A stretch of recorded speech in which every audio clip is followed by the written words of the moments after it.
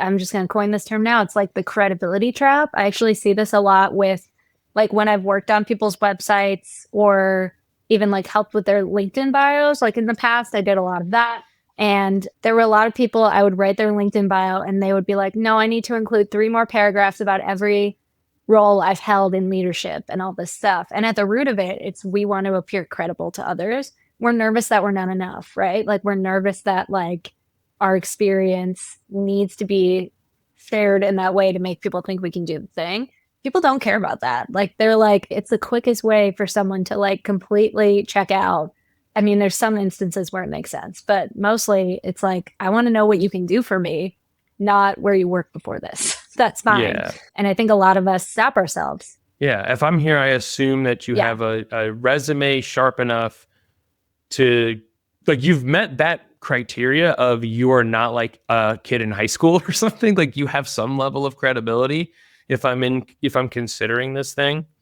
I love the way you reshaped your bio. I literally sent it to a client this morning who's writing his bio. And I love yours because it's, here's what I do. Like, here's the problem that I solve. Here's how I discovered the problem. Like, why it matters to you. Not, I have been writing words on the internet for 20 years and da da da da da. It's like, I have written all of these words. Look at how many words I've written. Like, that's the place that people lean. And I don't think anybody really cares how many words you've written. I think people care more about, like, do you get it the way that I get it? Like, why do you, and this is a thing that I think a lot of people, where the wheels fall off. And I think you do this really well, which is you actually give a shit about people's websites, the words that are on their sites. Like, you do care, but you can explain it to somebody, like how you discovered that this is an issue and why it mattered, like why solving this problem matters. No, very few people, when you press them on it, it's like, well, why do you do demand generation for Series B technology companies? And they're like, I love ads. Or like, you're like, no, like you love money. We all love money, but like, why do you care? There's, again, like that affinity piece. If you don't care, how do you expect anybody else to care? Yeah, it's unbelievably true. Like truly looking at it from the angle of the problem makes everything else so easy. Like I instantly, and it's funny, I've actually rewritten my LinkedIn bio like 7 times over the past 5 years, I think, just like, and sometimes taken so much time to do it. And this bio took me 15 minutes to write and it just like flowed from me. And I was like, oh, that's it. That's great. And it's resonated more with people than my other bios have that I spent like days and like had a peer look at and send feedback. And like, I think I was definitely over relying on like, here's why I can do this for you because of this experience that I have versus like, here's what you're experiencing, why it's holding you back, and how my process exactly eradicates those things so that you can have like more ease, a better selling process, and actually have customers understand what you do without being generic about it. So it changed when I started looking at things that way. Everything changed. I'm happy you're saying this, not because I got to watch it happen and unfold, but because more people need to hear it. More people need to know that. I think people intuitively believe it, but they're afraid to act on it because your smart, dumb brain is trying to preserve itself. Always does. Niching down on the problem is like a scarier thought than just sticking with the way things are. It is. Once you do niche down on the problem, I could talk about the problem forever. If someone comes to me and they're like, this is what I'm experiencing, it just creates like this greater knowledge base because you're so rooted in that experience. And then it makes people instantly connect with you and builds that affinity. So it really solves all the problems by niching on the problem. The problem is the solution. That's the problem strategy. Is the solution. That's the strategy. Yes.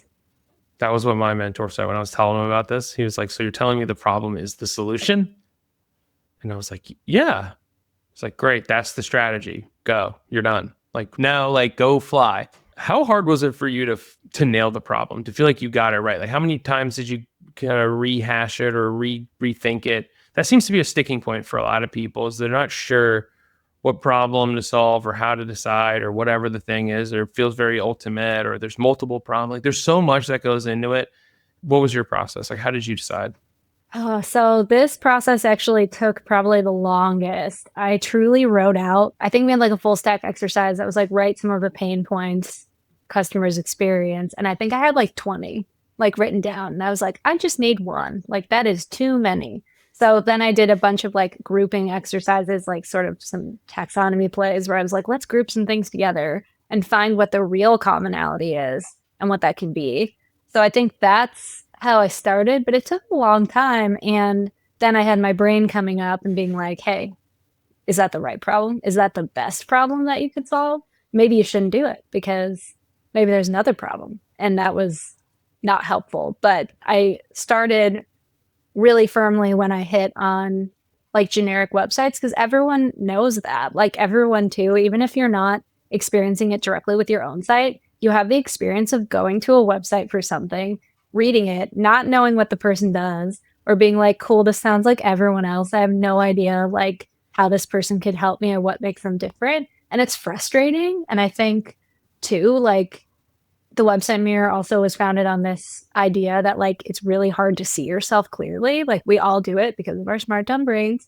It's really hard to see ourselves, see the impact we make, see how we help others, see our uniqueness. So like bringing in someone else to see that for you and kind of clarify it helps you be less generic, and because you're essentially inherently standing in your own solution and uniqueness. So that's how I got to that problem specifically. It just felt like the central like heartbeat for all the other sub problems that flow from it, like, you know, using ChatGPT and not being satisfied with the results, or like having people not know what you do, or like not having time to write a website. They all kind of funnel into that generic / good enough website idea where it's like it's not doing what you want it to do.